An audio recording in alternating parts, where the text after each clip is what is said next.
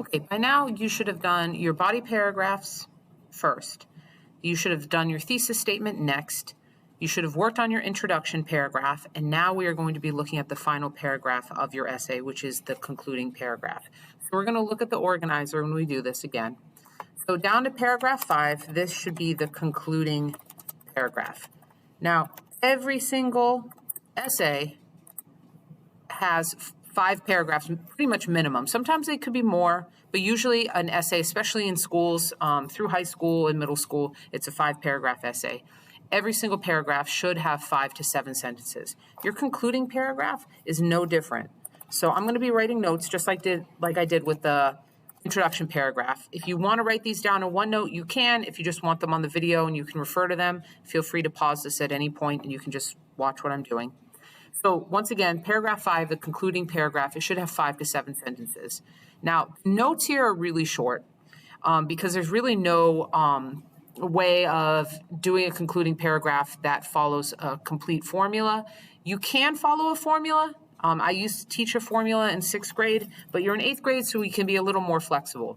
So the conclusion, basically they say in this organizer, it should be all those statement followed by convincing restatement of the main idea. So this is really what you should be doing within this concluding paragraph for this particular DBQ. The essay question again, ideals of the Declaration of Independence, which are the most important? So down here, you're going to say maybe the result of the Declaration of Independence. My goodness. Of independence, which once again, the result of the Declaration of Independence was the Revolutionary War.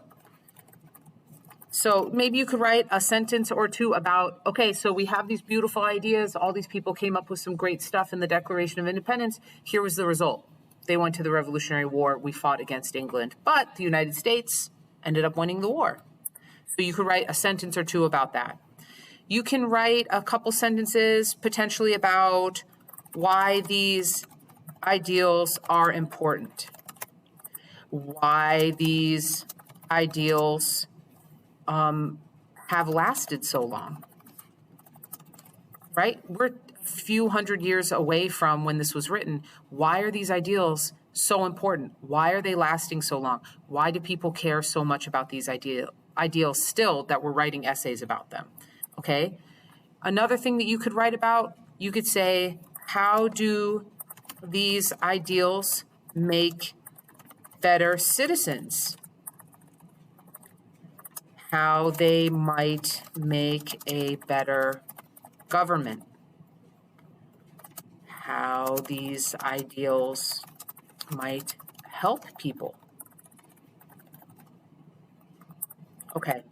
If you wrote a couple sentences about any of these topics, you're going to get to 5 to 7 sentences very easy. Biggest thing, though, is that you need to end your essay. So your essay needs to have a concluding sentence.